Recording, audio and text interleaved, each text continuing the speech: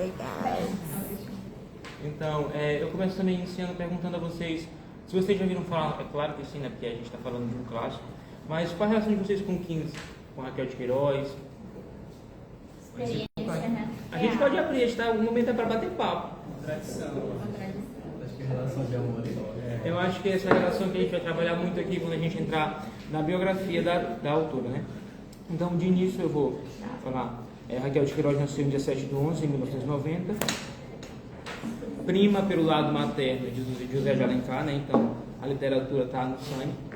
E a Raquel de Queiroz, ela é também uma migrante, porque quando a seca vai afetar de forma severa o estado do Ceará, em 1915, a família dela também vai migrar para o Rio de Janeiro, só que a estrutura dela é totalmente diferente, né? Então, a oligarquia maior, ela é rica, sim. E quando eu perguntei no início sobre a relação de vocês com a Raquel, e não com a obra, que a gente vai separar um pouco o autor da obra, que a Raquel, ela é muito contraditória. A gente tem uma autora jovem, uma menina que vai escrever uma carta para o jornal O Cearense, criticando um concurso de literatura, e a sua crítica foi tão bem construída que ela é convidada a trabalhar no jornal.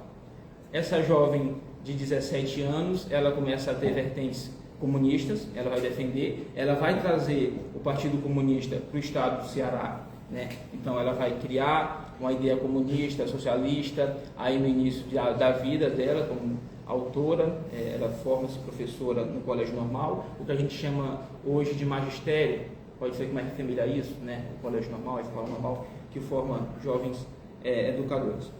Então, a Raquel, ela tem de início essa ideia de comunismo na juventude, que vai ser construído de 3 partes da vida dela. Então a gente vai ter essa jovem comunista, uma senhora de meia idade de extrema direita, e no final da vida, alguém que diz, em uma entrevista, que se arrependeu de muitas coisas, né? Faz uma crítica, foi uma das autoras brasileiras mais premiadas. Então ela tem entre os 5 romancistas do Nordeste, com Jorge Amado, Graciliano Ramos, tantos outros que vão surgir lá em 1930 com a segunda geração do modernismo do Brasil, que vão falar a sua terra de forma bem crua, né? Então a gente vai ver isso no decorrer da construção da história de O 15. O livro foi censurado e queimado em praça pública durante o governo Vargas, taxado como subversivo. Então a gente vai ter a ideia dessa menina comunista que escreve bem de forma crua, que vai ser censurada, ela, Jorge Amado e outros autores, né? Então, aí é a base mais forte da ideia comunista em Raquel. Eu não queria trazer muito contexto político, mas eu acho que se eu não trazer para cá, vai fugir muito, e a gente tem muita essa ideia do autor, como já falei, do autor e da obra. Depois ela vai ser expulsa do Partido Comunista do Ceará, porque ela vai tramar um golpe, e ela vai ficar só com as teorias marxistas e vai embora para o estado de São Paulo. Agora a gente vai falar um pouco da obra. Foi o primeiro romance da escritora modernista publicado em 1930, né, na segunda metade com a segunda geração do modernismo no Brasil, e tem como nome O 15 porque faz referência direta à Grande Seca de 1915, que já dito castigou o estado do Ceará.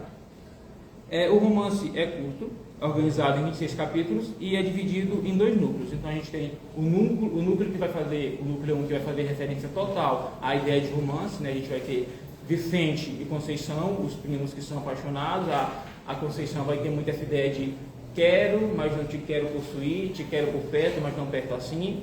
Então, porque tu é um adulto. E tem tudo isso, é uma construção bem bonita que vai ser bem dividida no primeiro núcleo. E a gente tem como personagens principais desse núcleo Conceição e sua avó Mãe Nácia. É daí que inicia o conto, né, lá no o romance, lá no capítulo 1. A Conceição, como eu já disse, ela é uma professora normativa, que recém-formada, ela vai passar as férias como cotidiano na casa de sua avó, na fazenda do Logadouro, lá no estado do Ceará, no município de Quixadá. A avó Inácia e a Conceição, elas têm diálogos assim, bem contraditórios, que é bem bonito de se ver. A construção é uma construção incrível. Eu acho que o 15, eu falo do meu olhar, é uma caixa de tesouro que a gente pode tirar tanta coisa daqui. A gente pode trazer a Conceição como mulher feminista, a gente pode trazer campos de concentrações que a gente vai ver depois, a gente pode trazer a ideia do matuto. São tantas coisas que a Raquel de Queiroz ela vai construir muito bem, né? Então ela escreve perfeitamente, tanto que vai ficar algo difícil de compreender como uma menina de 17 anos escreveu tão bem isso enquanto estava doente de pneumonia. Conceição e sua avó vão ter diálogos bem contraditórios, como já falei, porque a avó Inácia ela tem a ideia diferente do que é ser mulher. Então, é a mulher que casa, que pare e cuida do lar. Conceição não, é a mulher que estuda e é autossuficiente. Então, eu não preciso do homem, eu tenho meu livro, está perfeito. A gente inicia a história com a Conceição lá na fazenda, e enquanto a mãe Inácia está no quarto fazendo suas orações a São José, a gente tem a ideia de março, aqui eu vou falar um pouco da cultura também, e ela está lá no mês de março e nada de chuva, e o nosso inverno chega lá no finalzinho de dezembro e vai até maio, né, aqui na nossa região, e a mãe Inácia está preocupada. E em contraponto está a Conceição lendo alguns livros, e ela faz um deboche à oração da mãe Inácia e fala assim: mãe Inácia, nada de chuva, né? Como que fala, será que São José está escutando a senhora mesmo? E a mãe Inácia vai e fala assim: minha filha, casa. É porque ela sempre corta a Conceição em tudo. Sempre que a Conceição vai fazer algo, a mãe Inácia vai cortar com a ideia de: Conceição, casa. A ideia dela é essa: Conceição, casa. Casa que resolve os problemas. Casa que resolve, é justamente isso. E a gente tem agora a segunda parte do primeiro núcleo, que é o núcleo dos ricos, entre aspas, né? Aqui a gente tem as famílias poderosas do município do Quixadá. Como eu já falei, a Conceição ela é prima do Vicente, e o Vicente é filho do Major. Então ele vai ser o filho vaqueiro. O que é o filho vaqueiro? É o filho que vai trabalhar, lutar, o homem sertanejo como um todo, que vai fazer de tudo para manter a fazenda da família. Então, depois a família vai embora, mas o Vicente fica para manter o que ele acha de mais interessante, que é o que é dele, que é a terra dele, né? E esse romance ele vai sendo construído e fica uma coisa, desculpa, bem chata. E a gente vai ver isso também no final, porque é algo que fica muito, não me toque, né? Eu te quero, mas não me toque. E eu gostaria de ressaltar a forma que a Raquel, ela traz o Vicente aqui. Encostado a um Jurema seco, de frente aos juazeiros, que a foice dos cabras ia pouco a pouco mutilando, o Vicente dirige a distribuição de rama verde ao gado. Reses magras, com grandes ossos agudos furando o couro, das ancas devorando confidentes aos rebentões que a ponta dos teçados espalhava pelo chão. Fica aí a ideia do Vicente como entra, né? Esse homem encostado, não no sentido encostado realmente literal da palavra. E agora a gente vai para o segundo núcleo, que é o núcleo mais apaixonante da história. Não vai trazer o amor, mas vai trazer a dor do sertanejo. Então, lembra quando a gente vai visitar um pouco lá em 1902, quando o Euclides da Cunha escreve Sertões, que ele fala: o sertanejo é antes de tudo um forte. A Raquel de Queiroz aqui, 28 anos depois, ela vai realmente fazer essa ideia de novo. O sertanejo é antes de tudo um forte. É claro que Euclides escreve isso no contexto político, em que o sertanejo lutava contra a política em si. Agora a Raquel escreve isso não de forma direta da luta entre o sertanejo e o político, mas uma luta entre o sertanejo e a sua geografia. Né? Então o sertanejo que vai fugir da sua terra, mas ama a sua terra. Então essa terra que vai trazer esse martírio ao homem, embora o ame, né? Então a Raquel inicia a ideia e apresenta o personagem principal do segundo núcleo, que é o Chico Bento, não do Maurício, tá? É o Chico Bento vaqueiro. E ela começa assim: encostado ao morão da porteira de paus corridos, o vaqueiro das oroeiras aboiava dolorosamente vendo o gado sair, um a um do curral. Eu trouxe essa parte da apresentação do Vicente e a apresentação do Chico Bento, porque eu acho que vocês conseguiram reter e entender algo bem interessante nas duas situações, que é a palavra encostado. A gente tem Vicente encostado e Chico Bento encostado também. Na minha pobre ignorância de ser, eu pensei, aqui a Raquel vai ressaltar essa ideia dos sentimentos de cansaço. Né? Então, é o homem que, cansado, encostado, vê o seu gado sair. É o homem encostado que vê a sua família fugir da seca. Então, é esse sentimento de mágoa, de cansaço, preocupação. Né? Então, ele se preocupa com o que virá depois. E o que resta, senão, orar esse homem sertanejo. Não é? Então, a gente tem o Chico Bento, que é o vaqueiro da família das Oroeiras, da fazenda das Oroeiras. Ele é casado com Cordolina. Ele tem a cunhada Mocinha, irmã da sua esposa, tem o seu filho mais velho, Pedro, tem o Josias e o Manuel. E a dona da Maroca, né, a dona da fazenda, ela espera que Chico Bento se resolva por si só a partir do momento que ela manda uma carta, escrita por seu sobrinho, ao Chico Bento dizendo: olha, Chico, se não chover até o dia 19 de março, solta o gado e vai viver tua vida. Então ela não deu ao Chico a esperança de nada. E eu trago aqui uma cultura nossa, porque é comum no Nordeste a crença de que se não chover até o dia 19 de março, que é dia de São José, não chove mais. Então ela deu o checkmate, tanto para Deus quanto para Chico. Chico, se não chover até 19 de março, vai viver tua vida, solta o gado, porque não tem mais nada contigo. E o Chico, ele é um pobre vaqueiro que não tem nada, ele não tem estudo, o que ele tem é a terra, que não é dele, né? Então ele pega o que ele conseguiu juntar em todo esse tempo vivendo lá na fazenda de Dona Maroca e vai vender ao Vicente para pegar o dinheiro e a ajudar no percurso da viagem de Quixadá até Fortaleza. Então vão sair do sertão e vão até a costa do Ceará. De quê? De trem. A primeira ideia é essa, né? Sem mais, do compadre amigo, como o sobrinho da tia Maroca, finaliza a carta. Então ele diz, sem mais, a ideia de que Chico realmente lutar por si só. Espera em Deus. Só tem isso a te dizer. Agora ao Chico Bento, como único recurso, só restava ribar. É Raquel que traz. Sem legumes, sem serviço, sem meios de nenhuma espécie, não havia de ficar morrendo de fome enquanto a seca durasse. Depois o mundo é grande e no Amazonas sempre há borracha. Ele tem a ideia da borracha que ele vai, como ideia primeira, a primeira ideia dele de migrar é para o norte, lá para o Amazonas, e viver lá, né? Então ele vende tudo que tem e vai comprar as passagens. Agora a gente começa uma crítica política. Então, o governo, ele vai fazer o seguinte, ele diz, olha, é uma situação de calamidade pública, então, o que vai caber a vocês? A gente está dando passagens, e vocês vão pegar o que vocês têm aí, vender, e vão até Fortaleza, nas passagens dadas pelo governo. E o Chico, como os outros sertanejos, vê ainda, nesse momento de dor, conturbação, preocupação e ansiedade, uma esperança. Então, ele vai pegar as passagens e vai subir até Fortaleza. Quando o Chico vende o que tem e chega na repartição pública que entrega as passagens, o homem fala, aqui não tem passagem alguma. E o Chico diz, como assim? Se o governo falou que tem. Sabe o que o Chico descobre depois?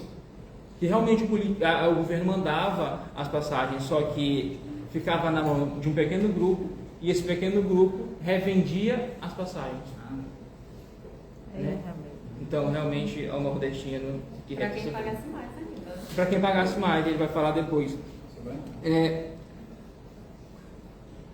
Olha só o que o agente da prefeitura, o agente do estado que vende as passagens, vai falar o Chico quando o Chico descobre que não tem mais passagem e se desespera. Que morte, ele fala assim, moço, você não tem pena não? Eu, uma mulher e esse tanto de menino, a gente vai morrer. E o homem responde assim, que morte? Agora que retirante tem esses luxos. Na de 77 não teve trem para nenhum. E você dá um jeito, que passagem não pode ser. Aí o Chico fica, meu Deus, e agora? Deixamos a família no sol e voltamos ao núcleo rico. Mãe Nácia chegou de 19, não choveu. E agora, Conceição, o que nós faz? Conceição diz, Mãe Nácia, é para ir embora sim. Conceição, ela tem uma casa em Fortaleza, ela mora lá. E ela vai levar a mãe Inácia para morar com ela, pelo menos por esse momento de seca, lá na cidade de Fortaleza.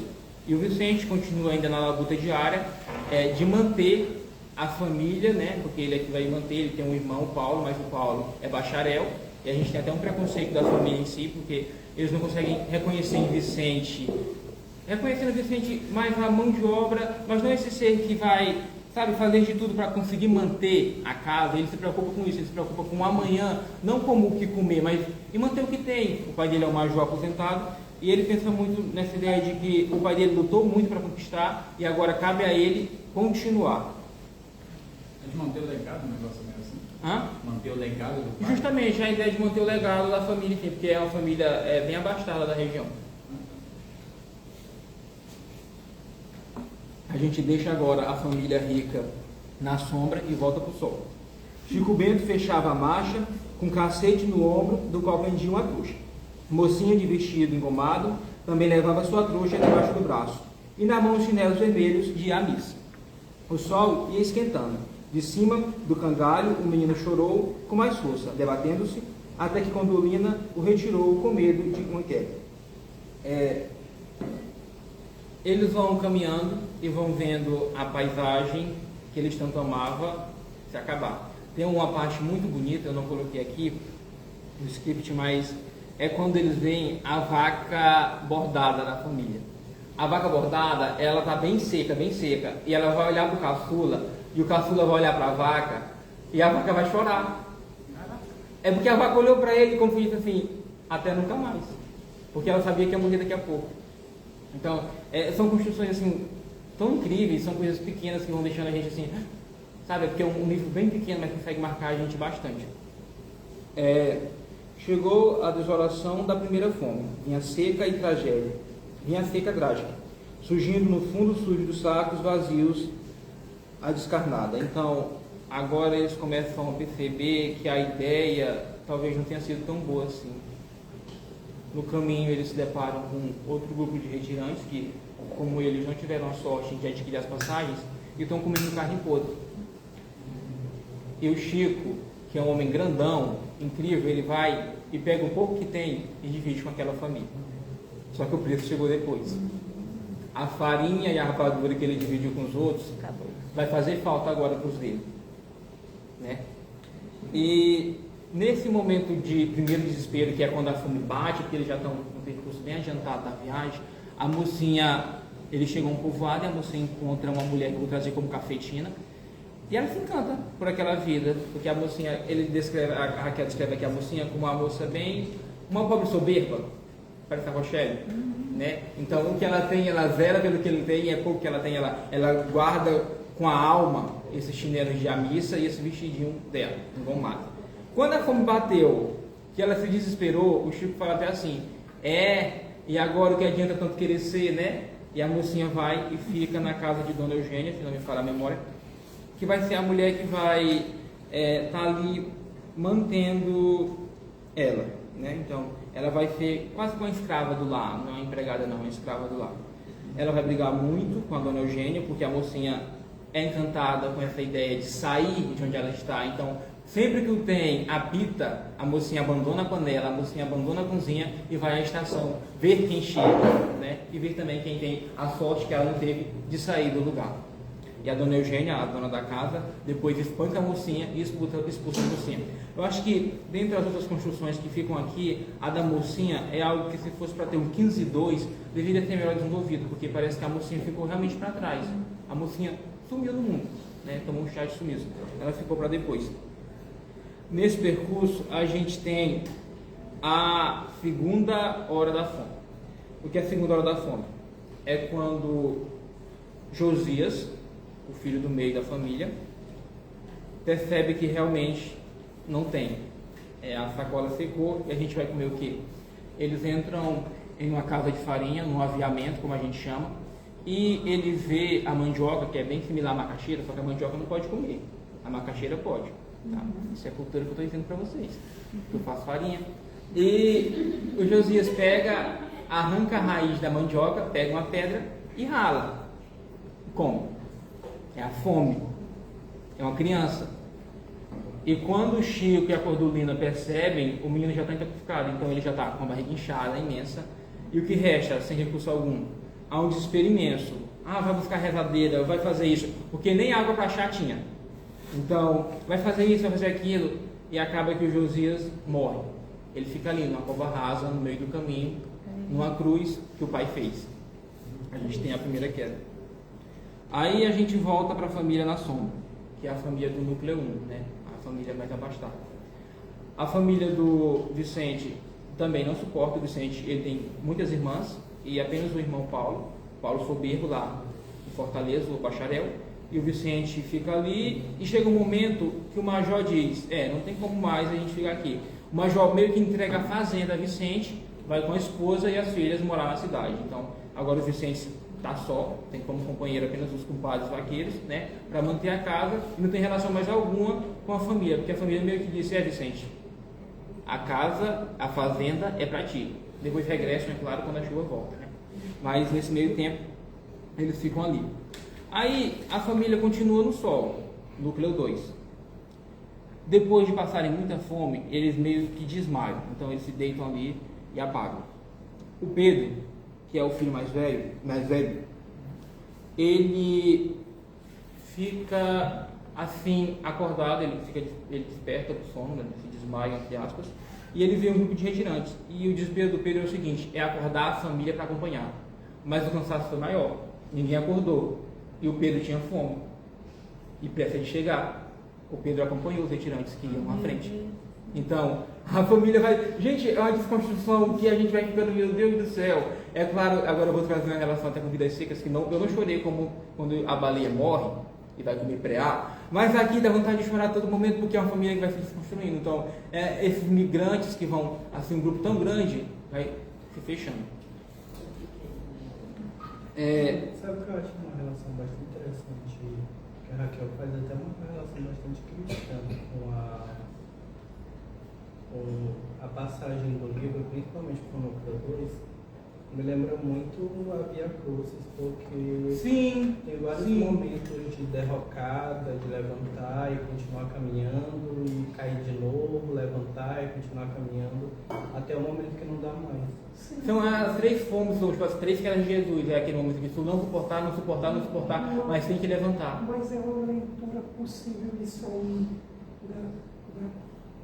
daquela via Crucis de Jesus mesmo, dentro da obra, e não está errado tu fazer essa relação com Vidas Secas, porque um é de 30 e o outro de 37. Sim. Só que Vidas Secas, ele chamou mais a atenção, apesar de que a vaca chora, a baleia também chora, e a gente chora junto com os personagens que não são personagens humanos, mas que se humanizam dentro do romance. É muito boa essa relação, e a gente sempre coloca a história bíblica dentro disso aí, porque o sertanejo, ele vive disso, da fé. Relação. Sim, o que resta ao momento da fé. Mas é muito interessante quando tu traz essa ideia da Via Cruz, porque a gente tem aqui a caminhada de Cristo. Não é uma caminhada que ele vai caminhar e cai, caminha, levanta e cai, caminha, levanta e cai, e vai logo à ressurreição. Não, ele caminha e cai, caminha e cai até o Calvário. E essa família aqui, ela vai caminhar e caminhar e cair, caminhar e caminhar e cair, também para um Calvário. Sim. Que a Raquel vai apresentar esse Calvário como os campos de concentração, né? Então esse é o Calvário da família. Eu quero voltar um pouquinho assim, para a gente estar ainda... A terceira queda, que é algo bem interessante, assemelhando a queda de Jesus aqui, é quando o Chico, ele grita de fome, no sentido de que não tem mais nada realmente, e ele viu a cabritinha passeando. Ele vai lá, mata a cabrita, sangra a cabrita, né? E vai partir. E quando ele está separando, chega o dono. Ser humano absurdo, assim, ele vai e briga com o Chico. É tanto que a Raquel nem traz o xingamento, fala assim, ele xingou a gente tanto nome. E o que resta então? Ele implora de joelhos, ela diz isso, ele estava de joelho, ele diz, moço, eu não tenho o que comer, eu tenho uma mulher, eu tenho um menino, me dá, o que puder me dá. Aí o homem vai, pega a carne, leva para casa dele e joga assim, a ele as vísceras do animal, então as tripas, né, da cabritinha. E foi uma alegria muito grande, porque a gente vai comer hoje. O menino chega até a cordulina e leva as vísceras do animal ainda ensanguentado, né, e com fezes. A cordulina, ela pede que o filho vá até a casa do homem dono da cabrita e peça água, porque está ensanguentado, tem fezes ali, a gente vai comer isso. E o homem fica chateado, com raiva, e joga pedra no menino, e o menino corre, tanto que ele nem chega a pedir, ele se assusta e corre. E no foguinho de garranchos arranjado por cordulina, com um dos últimos fósforos que trazia no cós da saia, assaram e comeram as tripas insossas, sujas, apenas escorridas nas mãos. Isso. É pesado. Agora, não é pesado, mas vocês imaginem que até um dia desse, até hoje, nos dias de hoje, naquela época, eles limparam as tripas, até hoje lá a gente come tripa, viu ali na esquina. Na panelada. E tem tripa frita ali na esquina, que a gente vai lá e comer. Desde os tempos mais antigos, que isso era comum, né? A gente fica achando que era demais, mas era o que tinha. Não, mas a questão mais, professor, não é questão de comer a tripa, porque a tripa até é bom, na panelada bem feita. Sim. Mas é porque quando a gente pega a tripa, olha só como a gente faz lá no meu interior, a gente pega a tripa, partiu o boi, cortou ali, eu não tô nem tripa não, mas a gente vai, bota no cal, a gente vira e revira, vira e revira, vira e revira, vira e revira, vira e revira, e calda. Aqui não tinha água nem pra escaldar. Não tinha cal para lavar, não tinha nada, comia do jeito Eu comia, depois então aqui realmente foi algo que foi, depois ela descreve que a cordulina pegou só um palito, enfiou a tripa e revirou para poder limpar. Mas algo bem simples mesmo, só para tirar o máximo que ela conseguiu, né? E foi quase nada. Acredito que o ponto aí não é nem que ele deu a questão de comer tripa, a questão é A que ele sujeira. deu só as tripas. Não, ele deu só as tripas. Por que ele não deu um pedaço ali da terra? Mas a gente fala fala assim, mas se a gente for analisar muito bem e voltar um pouquinho atrás, na primeira queda, quando o Chico encontra a família de retirantes, ele reparte o pão que ele tem, que é muito pouco. Depois, ele vai sentir fome. Olha só, é 1915, já é quase abril, maio, final do inverno, não choveu. O que esse homem tem é essa fazenda de cabras. Ele pensa assim, se eu der para ele, amanhã vai voltar para os meus. Porque, gente, a fome é uma necessidade absurda, então o ser humano vira um bicho. Sim, não tem como. Então ele, talvez, beleza, se fosse no inverno bom, quem sabe se ele não chamasse o Chico, vem lá em casa comer essa caldeirada? O ser humano se animaliza e troca o de papel. É porque fica muito interessante, não é interessante que o animal vira homem e o homem vira animal, na escrita regionalista, isso é muito incrível. Sim. Então, agora a gente vai para o Calvário. Naquela questão de que quando a fome bate na porta, a primeira a sair pela janela é a dignidade. Ah, verdade. Sim, sim. E minha avó tinha um ditado que ela dizia que quanto menos somos, melhor passamos.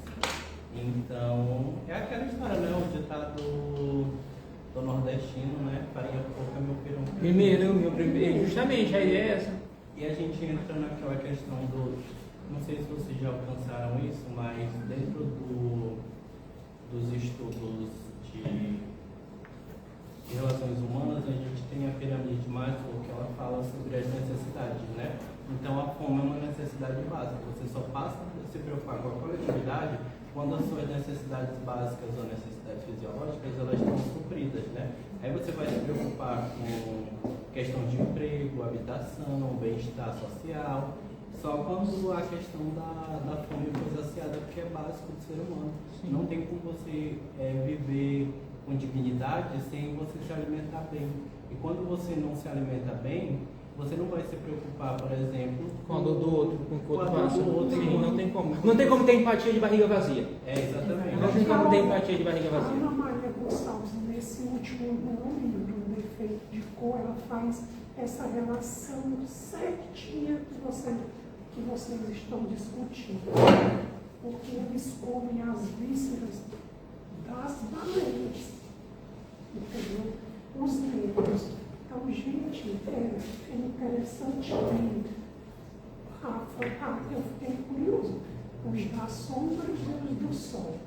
Sombra e sol. Falamos dessa relação. É muito interessante. É o núcleo 1 e o núcleo 2, E a Kelly dela fala assim, que o defeito de cor não era do preto, é do branco. O branco é que tinha o defeito, porque ele era branco. Sim, falta algo nele, falta cor. Então, falta cor. Aí aqui a gente volta, quando o Pedro fugiu, o Chico ele vai a um povoado falar com o delegado.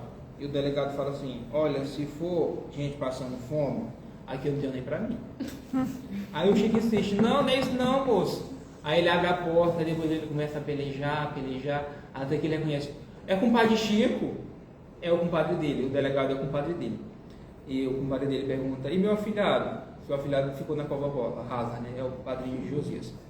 E o Chico fala: não, compadre, o que eu queria mesmo é que você me ajudasse a procurar meu menino, que no caso é Pedro, que fugiu. E o compadre vai, ajuda Chico, mas não encontra. Então eles têm como a ideia final de que Pedro realmente foi com outro grupo de retirantes que caminhava mais rápido, que talvez estivesse mais supridos, né? E o compadre do Chico, ele é uma pessoa também bem grande aqui na obra, porque ele vai e dá uma noite de lazer, dá pão e água àquele povo, e eles comem. E ele, como ele é um delegado, ele é uma autoridade no pequeno povoado, ele tem as passagens, ele pega as passagens e dá ao Chico e à mulher e aos que restam, né?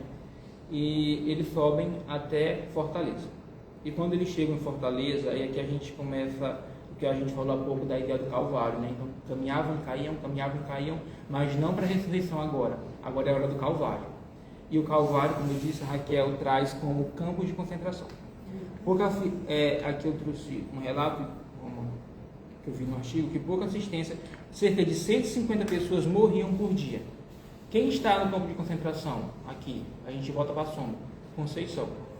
Conceição, ela ajuda as pessoas no campo de concentração e ela faz caridade, né? E a mãe Inácia Ministro não gosta muito disso. Tem um trecho também que a Raquel vai relatar, que a Conceição e a mãe Inácia vão um dia ao campo de concentração e quando a seca está bem assim, absurdo, as crianças começam a morrer de fome. E o que os pais fazem? Pegam, embrulham no pano que tem e deixam ali. Então, era muita gente morrendo, não tinha lugar para sepultar. E a gente vai ter uma ideia de como isso era perverso, esse Calvário, quando a Raquel vai descrever a estrutura do lugar. No mesmo atolamento chegaram à estação do Matador, então a família chega à Fortaleza. E sem saber como, acharam-se empolgados pelo andar que descia, e se viram levados através da praça de areia, e andaram por um calçamento pedregoso, e foram jogados a um curral de arame, onde uma infinidade de gente se mexia, falando, gritando e acendendo fogo. Então aqui são os campos de concentrações, né?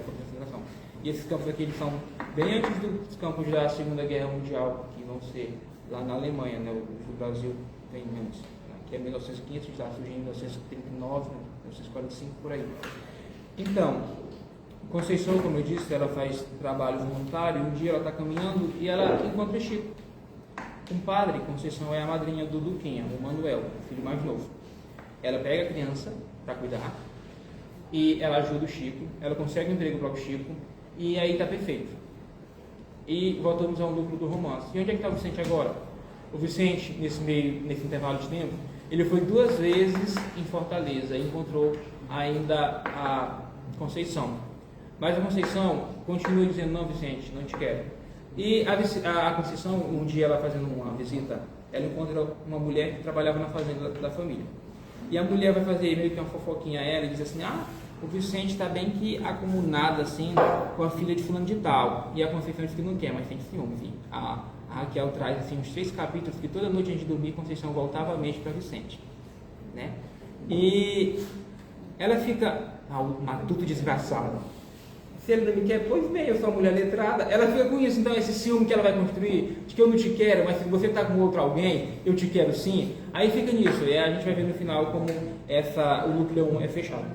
Então, a Conceição, ela faz um trabalho belíssimo de caridade, ela ajuda lá, consegue um emprego para o Chico. E aqui a gente vai ver outro relato bem interessante que a Raquel traz, de um núcleo que não é um núcleo importante, mas é algo que é bem forte. As pessoas passavam fome no campo de concentração e queriam ao máximo sair dali. A Raquel relata que, na obra, né, no romance, que a dona Conceição certo dia estava em casa e chega uma mulher pedindo comida, com uma criança no colo. E o menino está na hora da morte, realmente, moça, esse rapaz vai morrer, esse menino vai morrer. E a dona Conceição preocupa-se com o menino e fala: e o que tu deu para ele? Aí a mulher nada, tipo, ela vai fugindo. Moça, eu só quero farinha, tipo, eu quero comida, dá comida pra mim, deixa o menino, depois eu resolvo. E se eu comer, eu dou leite a ele. Nessa ideia, né? E a dona Conceição, a dona Inácia, começa a desconfiar: meu Deus, que mãe é essa? Será que a fome faz isso? Mãe diz nada. Acaba até o amor de mãe, Depois o menino passa bem mal, ele vai morrer na calçada. E sabe quem chega? A verdadeira mãe do menino, porque a mulher furtou a criança para que as pessoas se compadecessem melhor dela. Porque uma mulher que carrega uma criança, a gente tem mais pena. Não é? A gente tem mais pena. Foi a fome, não deixa ela no corpo. Hã? Aí, a gente, vocês lembram que eu falei qual era o sonho do Chico quando ele saiu de casa? Era subir pro norte. E tem até a ideia de ir pro Maranhão, só que a Cordolina fala assim, não Chico, lá tem malária demais. Aí a Conceição vende assim, sabe onde está tendo muita chance para quem está vindo e começando? É São Paulo. Ela consegue a passagem e eles vão para São Paulo. E o menino fica com ela. Né? Então a Cordolina vai com o Chico e deixa o Duquinha com a madrinha Conceição. E o núcleo dos retirantes fecha-se com eles embarcando no navio e indo tentar a vida em São Paulo. Passaram-se alguns meses e era setembro. Começava a louvação de São Francisco. Outra vez a fé do nordestino volta. E a Raquel fala uma coisa muito interessante, que a gente, nós católicos, nós temos a tradição de colocar os nossos santos no andor e fazer as procissões. Chega um momento que o retirante olha para São Francisco e fala assim, como pode o Senhor do seu alto andor não ter pena de nós? Né? Então, o Senhor que já está no céu, o Senhor que está lá em cima e a gente carrega o Senhor aqui embaixo, por que não tem pena de nós? Aí fecha-se esse tempo e em dezembro começa a chover. Mãe Nácia pega seu rosário, começa a debulhar e vai dizendo, Senhor, que não seja breve, mas que seja forte, o inverno seja forte. Porque volta a esperança dela morrer na sua fazenda, né, no Logadouro. E depois ela volta para lá com a Conceição, passaram-se 2, 3 anos e começou a chover, o dinheiro voltou a circular em Quixadá, está todo mundo bem, e chega um cara montado num cavalo bonito, galopando, a poeira sobe, agora estava chovendo, mas só aquela poeirinha leve. E a Conceição vê que é o Vicente, e o Vicente meio que diz boa noite e some, e a Conceição fica ali. E assim acaba o 15. E eu pergunto a vocês. Acabou assim mesmo. Acaba assim. Pô, nada a ver esse final. Acho interessante que a Raquel de Queiroz, ela faz um primeiro movimento para a gente discutir um assunto que a gente tem discutido recentemente, que são feridas coloniais, né? De que tem um show, tem uma peça de teatro que até ganhou o prêmio Shell em 2023, chamado Sem Palavras, do Jorge Abreu, que a atriz, na introdução da peça, ela fala que nós viemos de um país em escombros e de que o Brasil foi construído sobre o sofrimento e o dejeto. E de que a gente tem uma ferida que nunca cicatrizou no Brasil e que ela sempre procura novas formas de sangrar e doer, né? E a Raquel de Queiroz, ela faz isso, esse primeiro movimento dessa atualização, que é de nordestinos se retirarem de sua terra para propor vida, para procurar subsistências em outros lugares. E que isso poderia ser uma analogia feita, por exemplo, com o navio negreiro, né? Uhum. De que seres humanos fazendo essa travessia forçosa ou forçada de sua terra para outros lugares. E não sei se vocês já viram, mas na década de 60 a Maria Bethânia ela protagonizou uma peça chamada Show Opinião, que era do Augusto Boal, a peça. A primeira quem começou a fazer a peça foi a Nara Leão, e isso foi substituída pela Maria Bethânia, onde ela canta a primeira vez a música Cacará, né? Do João do Vale. Do João do Vale, que aliás faz até parte do compact disco de lançamento da Bethânia. Uhum. E tem um texto muito bonito da Bethânia falando sobre isso já na década de 60. Então a gente vê a Raquel discutindo isso 30 décadas antes. Então, 3 décadas antes. Então, 30 anos depois, a gente tem discutido isso no teatro, porque a gente já tem a porcentagem de nordestinos que migraram de sua terra. Por exemplo, a Maria Bethânia fala na peça, né, uma das falas, que 15% da população do Ceará migrou. Então, 15% da população do Ceará sentiu a necessidade de sair da sua terra para ir para outro lugar para sobreviver. Sim. Então, é para a gente pensar o papel da literatura quanto discutir questões sociais, né? Que não dá para descolar a literatura da sociedade, porque a literatura faz parte da sociedade, é uma leitura da sociedade. E é interessante você ver, apesar dos pesares da Raquel de Queiroz, o quanto ela foi pioneira em discutir Sim. temáticas que nenhum outro autor brasileiro tinha proposto se discutir até então. E talvez um viés bastante particular. Eu tenho uma relação de amor e ódio com a Raquel de Queiroz, porque Memorial de Maria Moura é um dos meus livros preferidos da vida, acho que está no meu top 10 de leituras até hoje, desde o ensino médio. Para quem não sabe, Memorial de Maria Moura, ela trata de uma mulher que viúva e Briga familiar. E no meio de briga familiar, ela se torna uma figura temida no lugar onde ela está, e basicamente ela comanda aquele espaço lá, mesmo sendo uma mulher na década de 40, eu acho que é 40 mais ou menos. E eu fico curioso, para dizer o mínimo, o quão contraditório a Raquel de Queiroz. A Raquel de Queiroz é algo bem forte para dizer, realmente tem que separar a obra do autor, em alguns contextos. Eu também acho. Mas a Raquel, quando ela vai publicar o 15, ela fala com o Schmidt, que é o da editora Schmidt, e ele fala assim: tudo que a Raquel escreve é na medida certa, nem para mais nem para menos, não é o básico, é a medida certa. Porque ela consegue ser concisa, direta, clara e marcar. Já aconteceu. Mas aí é que tá, professor. Mas não isso que eu Isso, o amor e ódio que ele fala. O amor e ódio ali na TNI, né? A gente estava discutindo com a Isabela no sábado passado sobre essa questão de separar a obra do autor, e ela destacou um ponto bastante interessante que eu nunca tinha parado para pensar, que era que ela lia as obras a não ser que a podridão do autor não respingasse na obra. A partir do ponto do ser humano que ele passe a respingar na obra que ele produz, ela já não funciona. Monteiro Lobato respinga muito. Monteiro Lobato respinga muito. Desculpa. Mas respinga muito. É o pano de fundo dele. É uma linha tênue, né? Mas se refere a essa questão. O Monteiro pulou a linha. Aí, assim, tem essas questões que foram colocadas, né? Assim, muito bacana, assim, a discussão ali, né? Assim, teu envolvimento com a leitura, e a gente está falando aqui da importância de Raquel, então Raquel junto, né, com alguns escritores, marca aí essa produção da década de 30, né? Então Graciliano Ramos, o José Lins do Rego, então são os grandes romancistas da década de 30, né, que falam sobre essas questões relacionadas, né, ao Nordeste, a questões relacionadas à seca, a retirantes, a sertanejos, né.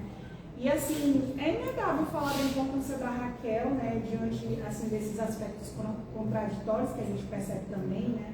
Foi a primeira mulher a integrar a Academia Brasileira de Letras, né, publica aí o 15 antes de completar aí praticamente 20 anos, né?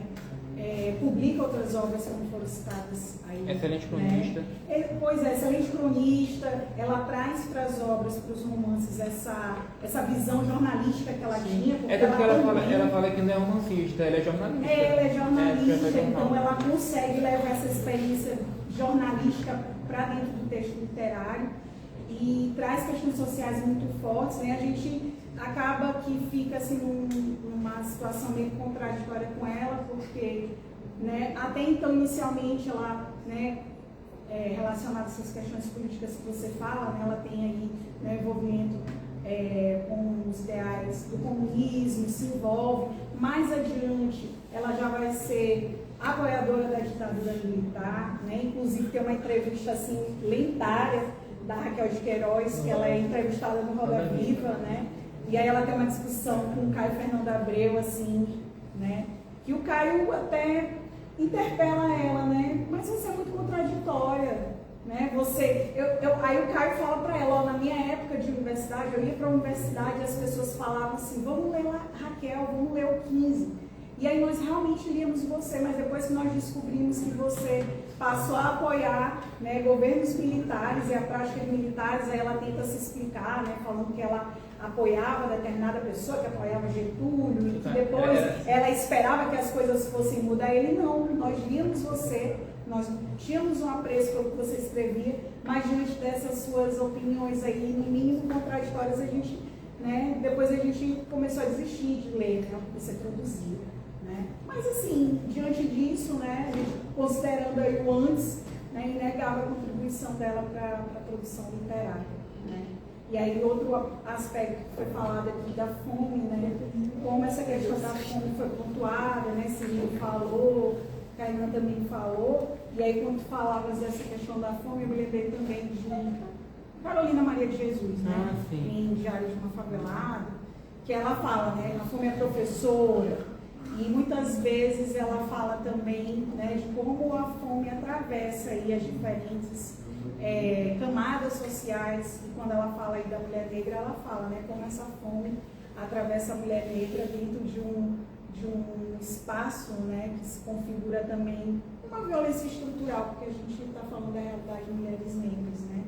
E o quanto isso também impacta na produção literária, né? Quanto ela também traz isso para o registro, né, para a obra, né, e como a literatura também possibilitou uma virada de chave, uma mudança social muito grande para a Carolina, né, ela teve a oportunidade, né, de ter uma certa modificação na vida dela depois que ela consegue, através do diário, né, publicizar de certa forma aquelas agruras, né, da mulher negra diante de uma sociedade tão desigual. Quando a senhora estava falando, até fugindo um pouco do tema, mas voltando que a senhora falou da entrevista do Roda Viva, eu acho bem interessante que chega um momento que ela se sente assim tão encurralada que ela fala assim, não, mas eu não apoiei a ditadura não, eu apoiei meu amigo, João Castelo Branco. Tipo, só não, era meu amigo, ele fato dele estar ele frequentava a minha casa, ele frequentava a minha casa. Alguém tem mais alguma coisa a acrescentar? Acho interessante essa questão da relação com a Carolina Maria de Jesus, porque tem uma passagem dolorosíssima da Carolina falando que chegou um momento que a gente não tem mais o que comer. Sim. E eu vou convidar, eu pretendo convidar meus filhos para a gente se suicidar. É pesado, muito pesado. É pesado, e ela vira para ele e diz assim, talvez não valha a pena, porque olha, meus filhos, eles são tão alegres, e que bom que ela não fez isso, né? Que os filhos estão vivos, algum, acho que um já faleceu, né? Eu sei que a Maria Eunice continua viva, mas que bom, né? Que ela conseguiu transpassar a dor da fome e da violência que sofria para não fazer isso. E que bom que ela teve também, assim, né? Ainda que, né? Não mais em presença física, né? Mas aí os filhos que ficaram, né? E nós que ficamos aqui, que consumimos, né? De certa forma, nós tivemos a oportunidade de ter contato com os escritos que foram publicados depois, né? Então a importância de não ter, de ter resistido, né? Muito difícil a gente pensar nesse contexto, né? Dessa algrura e da fome, como você falou, né? Então nós estamos falando aqui de segmentos sociais, de classes sociais, né? Diferentes, em períodos diferentes, mas é assim, de um problema que assola a sociedade há muitos anos, há muitas décadas, infelizmente. Vai continuar assolando. A gente já saiu do mapa da fome um período, né? E teve um período nefasto que voltamos, agora saímos novamente, né? E a ser importante a manutenção também de políticas públicas que incentivem para que a gente continue, né, dentro desses números positivos, mas infelizmente algo vai continuar existindo, né? O lado bom dessa história também é que já vamos estar o que? 2026, já a Raquel entra em domínio público, a família dela não vai mais ganhar dinheiro com a obra toda. Pode comprar sem peso no coração. E é isso, obrigada, Emílio. Foi ótimo, excelente. Tchau, pessoal. Com a outra hora. Oh, meu Deus. Ei. Tchau, pessoal. Tchau.